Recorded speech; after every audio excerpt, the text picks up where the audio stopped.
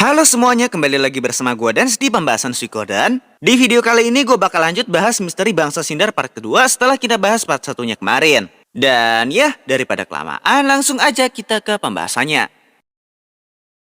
Di video sebelumnya terakhir kita bahas tentang secret dungeon yang ada di Suikoden 2. Yang dimana kenapa Konami tidak menghapus dungeon tersebut yang padahal dungeonnya belum selesai dibuat. Dan juga kenapa mereka menggunakan salah satu turun yaitu Rune of Change sebagai fitur New Game Plus pada game Suikoden 2. Nah, karena tidak ada penjelasan resmi kenapa mereka melakukan kedua hal tersebut, di sini gue mengambil sebuah kesimpulan dari kasus ini. Seperti yang kita tahu, bisa dibilang Yoshitaka Murayama adalah salah satu pembuat game RPG PS1 yang paling jenius. Ia selalu saja memberikan clue terkecil sampai yang terbesar di satu seri, dan di seri yang lainnya clue tersebut akhirnya diungkap satu persatu. Karena itu, menurut gue kasus Secret Dungeon yang ada di Suikoden 2 ini adalah clue yang sengaja dibuat oleh Yoshitaka Murayama. Jadi, kemungkinan di Suikoden 2 sebenarnya Murayama ingin memberikan petunjuk tentang siapa itu bangsa Sindar. Tapi sayangnya rencana Murayama gagal karena mungkin Konami tidak sempat mengerjakan dungeon tersebut dengan tepat waktu sebelum perilisan perdana game Suikoden 2. Nah, kenapa gue memiliki opini seperti ini? Kalau kalian ingat atau mungkin bagi kalian yang belum tahu,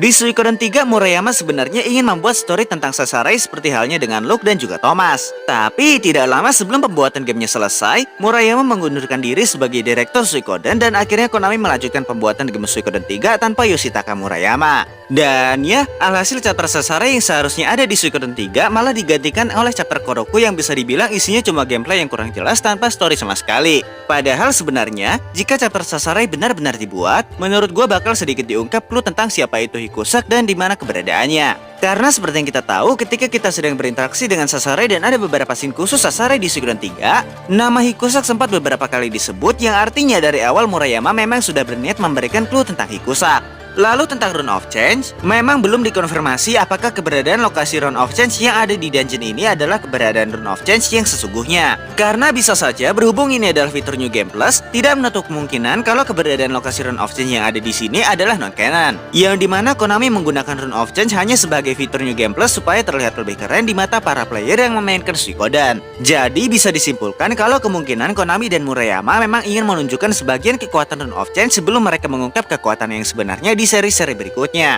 Nah, dari petunjuk ini muncul beberapa teori di kepala gua yang sama-sama kuat. Tapi di video ini gue bakal bahas dulu teori-teori para fans Suikoden yang ada di Suikosource tentang siapa itu bangsa Sindar. Jadi, kalau kalian ingat Killay dan kelompoknya yang ada di Suikoden 5, mereka semua adalah para peneliti yang sudah lama meneliti tentang peradaban bangsa Sindar.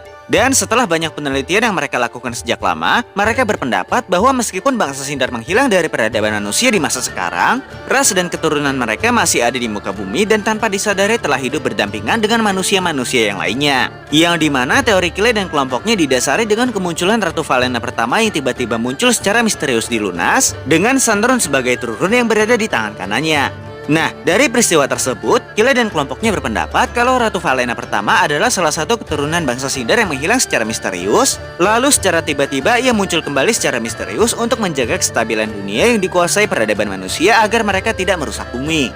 Yap, dari teori Killay dan kelompoknya ini, para fans Suikoden berpendapat kalau sebenarnya orang-orang Sindar telah menemukan kota abadi yang dimensinya berbeda dengan dimensi peradaban manusia. Yang pertama, ada yang berpendapat kalau kota tersebut adalah kota yang mereka buat dengan kecerdasan mereka. Yang dimana tujuan mereka selama ini selalu hidup nomaden dan berpindah-pindah tempat adalah untuk mengumpulkan sumber daya tertentu sebagai item-item yang digunakan untuk membuat portal menuju kota keabadian. Hal itu bisa saja terjadi karena mungkin saja mereka sudah tahu kalau item-item langka yang mereka cari tersebar di seluruh penjuru dunia, sehingga karena mereka tahu kalau dengan hidup menetap di satu tempat mereka tidak akan bisa melakukan penelitian untuk membuat portal menuju kota keabadian. Akhirnya mereka pun mulai hidup nomaden demi mewujudkan tujuan mereka yang sebenarnya. Lalu teori yang kedua, ada juga yang berpendapat kalau bangsa Sindar berhasil menemukan portal kota keabadian yang dimana jangan-jangan tujuan mereka selama ini hidup nomaden dan berpindah-pindah tempat adalah untuk mencari portal menuju kota keabadian yang berada di suatu tempat. Nah, kalian harus ingat teori yang kedua ini, karena di video selanjutnya pendapat para fans Suikoden yang kedua ini juga akan gue jadikan sebagai salah satu referensi teori gue tentang bangsa Sindar yang akan gue bahas di video berikutnya. Balik lagi ke pembahasannya, kedua teori itu masih menjadi teori terkuat yang ada di kalangan fans Suikoden. Karena mungkin selain clue-nya terbatas, imajinasi beberapa fans dan kemampuan mereka dalam menyimpulkan mungkin hanya sebatas itu saja. Nah, berikut ini adalah karakter-karakter yang diduga para fans sebagai bangsa Sindar yang ada di antara manusia yang lainnya karena berhasil membaur dengan mereka. Yang pertama ada Lorelei. Nah, untuk kasus Lorelai ini sebenarnya tidak ada bukti yang terlalu kuat sebagai dasar teori kalau Lorelai adalah bangsa Sindar. Jadi teori ini hanya didasari oleh opini banyak fans yang memiliki pendapat yang sama sehingga mereka yakin kalau banyak orang yang sependapat dengan mereka, artinya teori ini cukup masuk akal.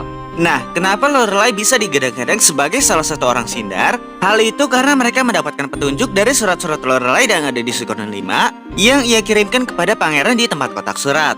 Yap, Lorelai seringkali mengatakan kalau Sindar sudah menjadi bagian dari hidupnya. Hal itu entah kenapa tanpa alasan yang jelas dan tanpa petunjuk apapun, Lorelai seperti selalu diarahkan menuju reruntuhan-reruntuhan peninggalan bangsa Sindar sejak ia masih kecil. Sehingga karena ia penasaran dengan apa dan siapa itu bangsa Sindar, akhirnya ia mulai membulatkan tekadnya untuk mencari tahu tentang bangsa Sindar.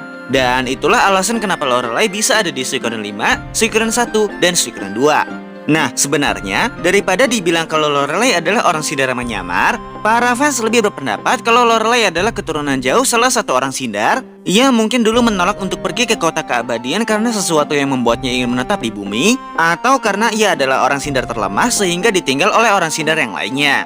Dan ya, teori ini bisa jadi cukup masuk akal, karena jika ia adalah orang yang ditinggal oleh kawanannya, pastinya ia akan berusaha menyusul untuk mencari keberadaan lokasi mereka. Jadi cukup masuk akal kalau mungkin saja semangat dan tekadnya yang sangat kuat itu akhirnya menurun ke anak cucunya sehingga tiba waktunya Lorelai yang mewarisi insting leluhurnya.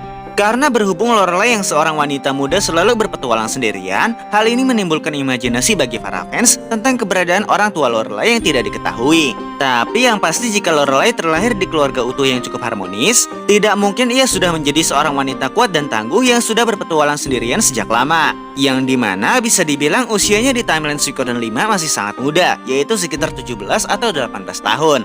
Nah, lanjut, karakter kedua yang diduga sebagai salah satu bangsa Sindar adalah Vicky.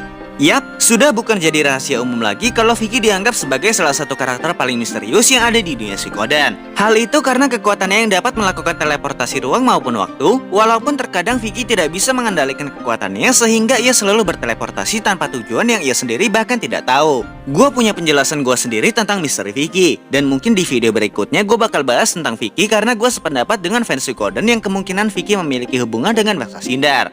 Lanjut, di urutan terakhir orang yang dianggap memiliki hubungan dengan bangsa Sindar adalah Jen. Yap, karakter yang satu ini adalah karakter yang menarik banyak perhatian dari para fans. Hal itu karena Jen selalu ada di setiap seri Suikoden sama seperti Vicky. Tapi bedanya Jen tidak memiliki kekuatan untuk mengendalikan ruang dan waktu. Nah, salah satu hal yang membuat Jen dicurigai sebagai bangsa Sindar yaitu karena wujudnya, yang dimana sejak timeline Suikoden 4 sampai timeline Suikoden 5, penampilan fisik dan kekuatan Jen sama sekali tidak ada perubahan. Ia tetap saja terlihat awet muda dan selalu mahir dalam menggunakan kekuatan rune atau sesuatu yang berhubungan dengan rune. Tapi selain itu, ada satu hal yang sangat menarik perhatian para fans Suikoden tentang karakter yang satu ini, yang dimana di Suikoden 5 ketika Pangeran Frey meminta Jen untuk bergabung dengannya, Jen meminta Pangeran Frey untuk mengantarkannya ke sebuah tempat yang bernama Big Hall. Bagi yang belum tahu, Big Hall itu lokasinya di sebelah barat laut kota Rainwall atau sebelah kiri atasnya kediaman Salem Barrows. Nah, sebenarnya tujuan Jen meminta pangeran untuk mengantarkannya ke sana adalah untuk pergi ke reruntuhan kota Arms kuno yang pintu masuknya ada di dalam Big Hall. Jen meminta pangeran untuk mengantarkannya ke sana karena katanya ada sesuatu yang ingin ia ambil di reruntuhan tersebut. Ketika mereka sampai di reruntuhan kota Arms kuno, Jen menceritakan kepada Pangeran Frey kalau dulunya peradaban di kota ini sangat maju dan makmur, bahkan sebelum kedatangan bangsa Sindar ke benua selatan. Yap, seharusnya orang yang mengetahui tentang sejarah bangsa Sindar yang ada di benua selatan hanyalah orang-orang yang selalu berurusan atau pernah berurusan dengan reruntuhan Sindar. Tapi di sini Jen mengatakan dengan cukup lengkap tentang sejarah peradaban Arms kuno dan bangsa Sindar di benua selatan, yang dimana seharusnya informasi itu sangat langka. Dan juga salah satu sumber yang memberikan informasi tersebut hanya ada di Castellan Rune dan juga reruntuhan Cold Twilight Rune, yang penglihatan kilas baliknya hanya bisa bereaksi dengan kekuatan Sun Rune, Dawn Rune, dan juga Twilight Rune. Jadi dari sini banyak yang menyimpulkan kalau jangan-jangan Jen ini adalah salah satu orang Sindar yang dulu datang ke benua selatan setelah kehancuran dinasti Arms kuno. Tapi entah bagaimana dan apa alasannya, Jen bisa mendapatkan kekuatan keabadian dan berhasil menyamar sebagai manusia pada umumnya. Karena kalau kalian tahu, Koroku dari Suikoden 3 adalah satu-satunya karakter yang bisa melihat wujud asli Jen. Artinya bisa disimpulkan kalau Jen bukan berasal dari ras manusia, atau mungkin saja Jen adalah salah satu ras manusia spesial yang kemungkinan adalah bangsa Sindar.